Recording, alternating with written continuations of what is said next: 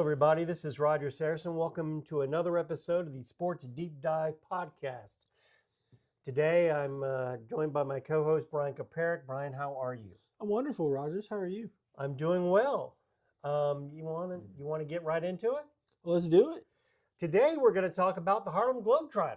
Oh, I like it. Big hair, lots of tricks. I like it. Do you know that they started about 100 years ago?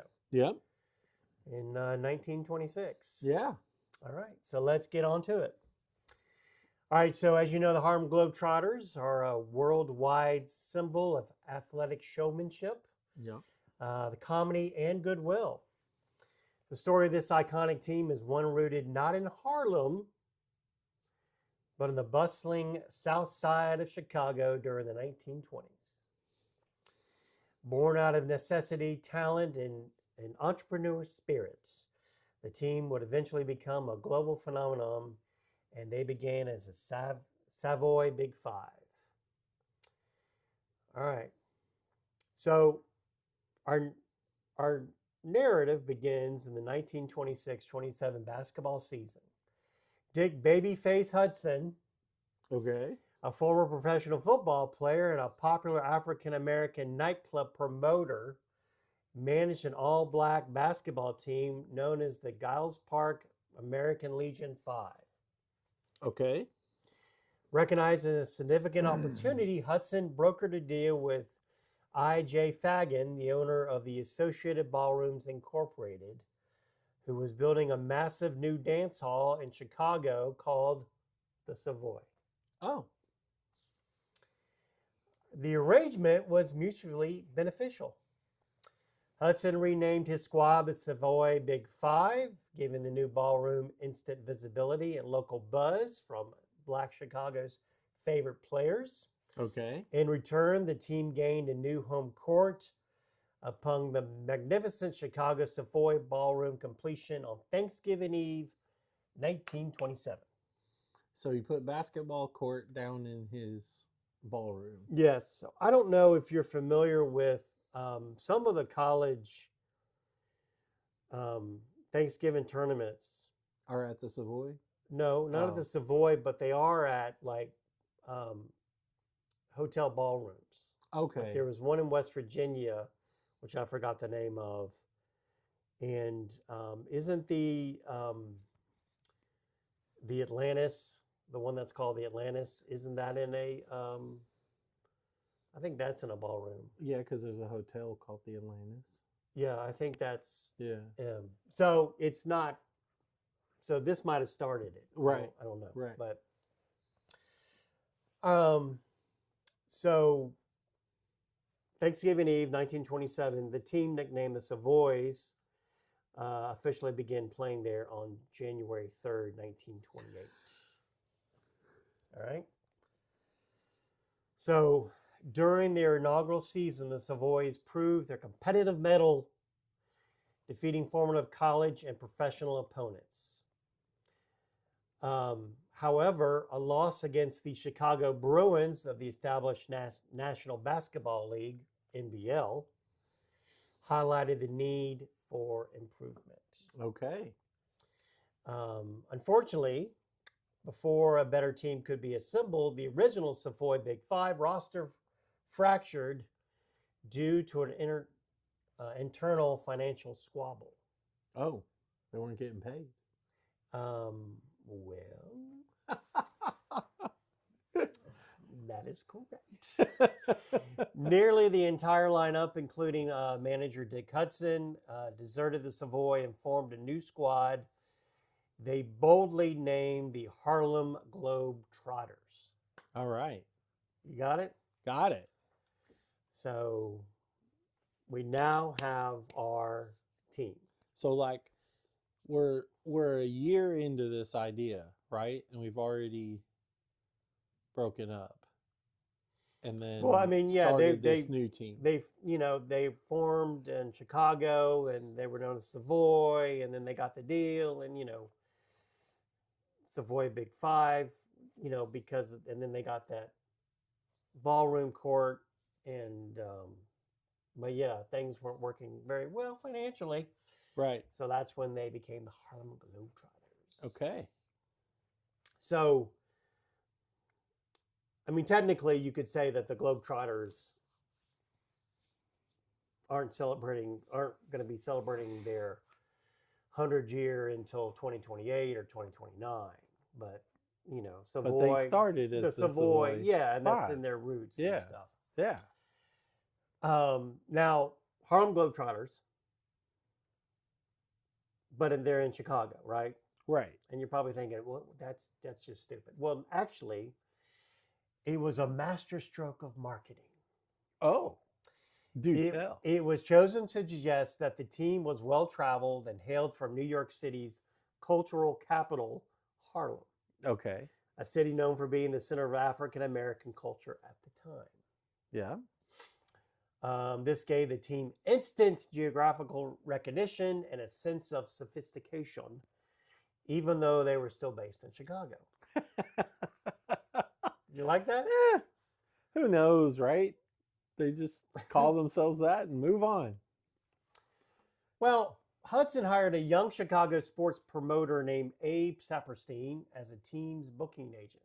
Okay. Now, Saperstein, in one of his early moves, convinced Wendell Phillips High School star Albert Runt Pullins The Runt. to join. Now, Pullins, who possessed sensational talent and the essential asset of a car for travel, was So now we know why he made the team. Yes, was instrumental in stabilizing the early Trotters, as they were known. Okay.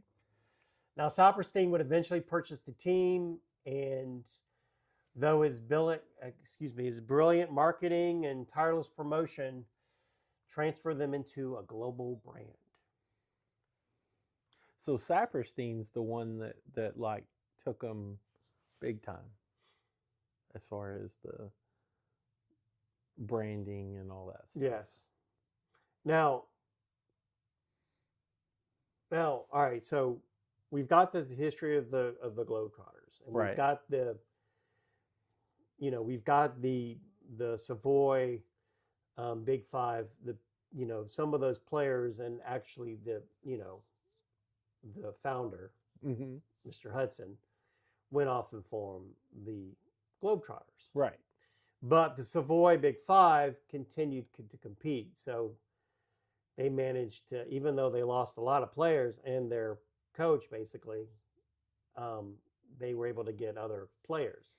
So they continued to compete, but they rebranded themselves as the Chicago Crusaders.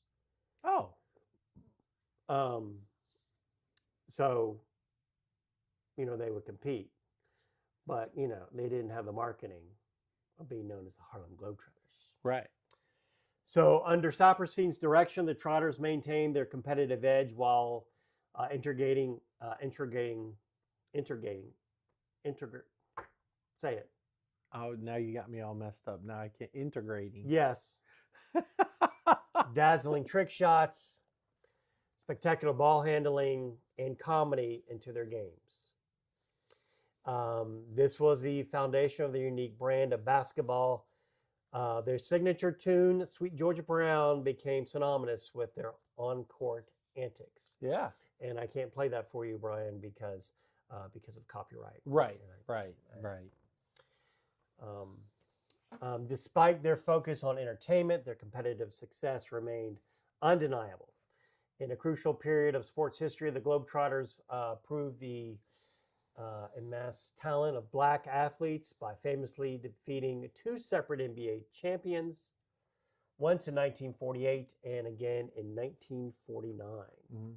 So, they're playing NBA teams and they're beating them. Yeah. These victories were monumental in breaking down racial barriers and demonstrating that black athletes belonged at the highest level of the game. NBA was still white. Yeah. Back then. Yeah. So, following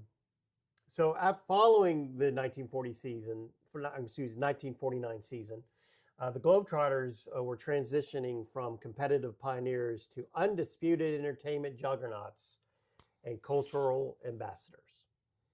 You with me so far? I'm with you. So as professional leagues like the NBA began integrating the Globetrotters' primary function shifted fully to exhibition and showmanship. Okay. So they were competing, they were playing games, showcasing black athletes, but then NBA starts to get integrated. And so some of those players go over to the NBA. And Right. so the Globetrotters say, you know what, we're going to shift to exhibition, a little showmanship type of things. So that's what there is. And their rise to pop culture status was fueled by that media exposure. So we're going to fast forward to the 70s, Right. which, in my opinion, is the beginning of the Globetrotters' heyday.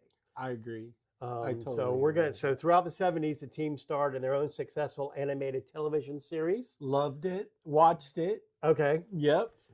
Called the Harlem Globetrotters, obviously. Yeah. It's introduced the signature comedy and moves to a new generation of fans worldwide. Yeah. Yeah. This was followed by a live-action variety show, the Harlem Globetrotters Popcorn Machine, numerous movie appearances. I think, on the new Scooby-Doo movies, which were late 70s, early 80s, they were Harlem Globetrotters were featured. Yes, I'm pretty sure you're right about that. And I believe one of the made-for-TV movie Gilligan Island movies had Harlem Globetrotters visiting the island. I didn't see that one. Okay. Yeah. Because, they made The Rescue from Gilligan's Island, and then they made some other TV movies after that. And one of them was the Globetrotters showing up at the island. Showing up because the castaways had turned the island into like some resort and whatever. Anyway, check it out.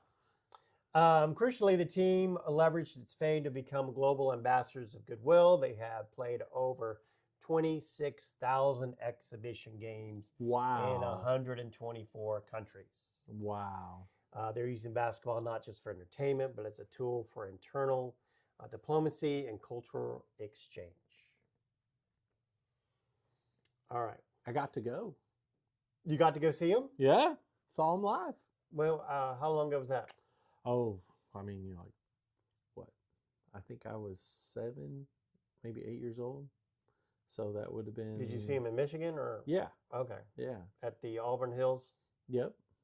Yeah. Palace at Auburn Hills? I don't know. No, it would have been probably the Joe, because I don't think Joe Louis Arena? was built. Yeah. I don't think the Palace was built. Are you impressed with my Detroit? Well, yeah, I am. That but the Palace wouldn't have been built then, so I'm pretty sure it was at the Joe, and man, it was cool. Very cool. And I was a big the cartoon. I loved that when I was a kid. Okay. Yeah. So who did they play when you saw them? Who did they play against? I think it was a college team. It was a college team. Yeah. Okay. Yeah. Because we're going to talk about some of their opponents. Oh yeah, they've had some pretty awesome ones. All right. A cornerstone,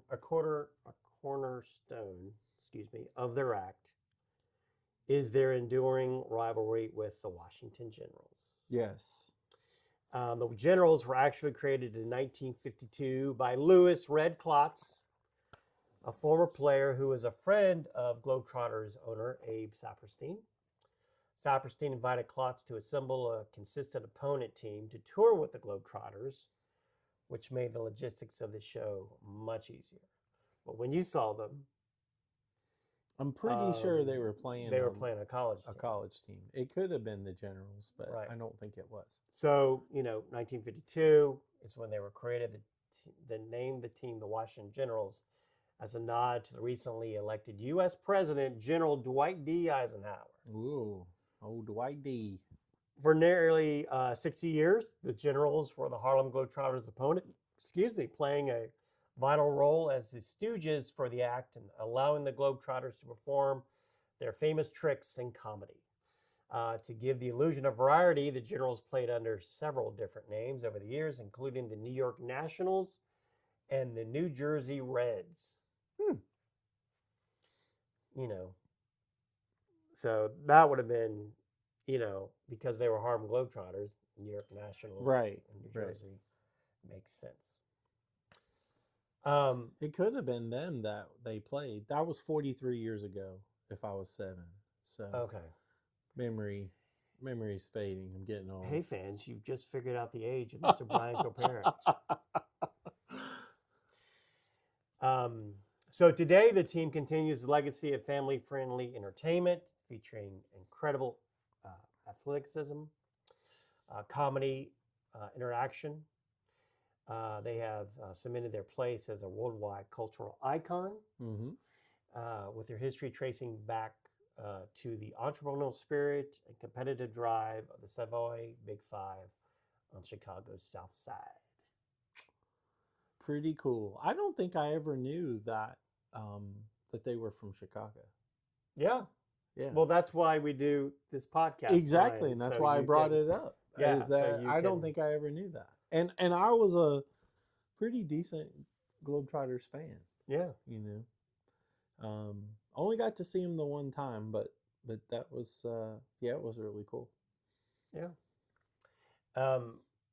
We might have a podcast on their baseball equivalent, the Savannah Bananas. You know, we should.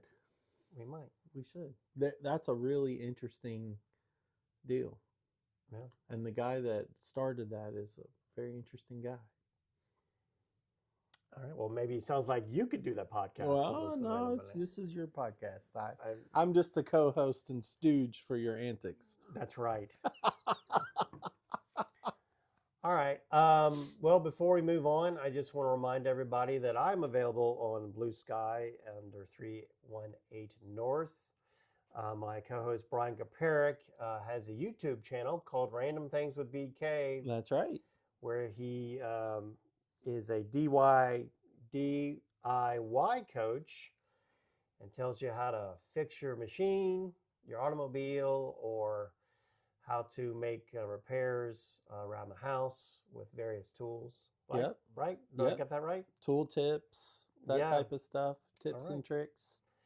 But as far as this podcast is concerned, we appreciate it, all our subscribers. And if you could continue to like and subscribe, that would be great. Tell your friends about us. That would be fabulous as well. Well, that's it. And until next time, I just want to say so long, everyone.